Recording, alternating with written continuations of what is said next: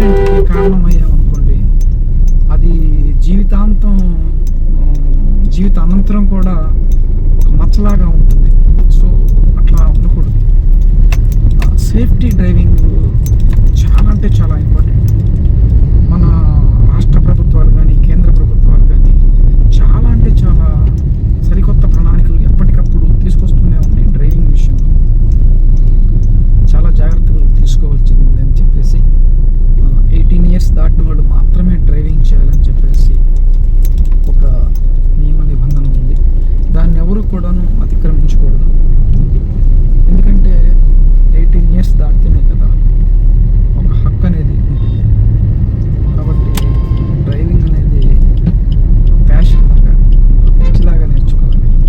నేర్చుకున్న తర్వాత నియమ నిబంధనల్ని పాటిస్తూ డ్రైవింగ్ చేయాలి.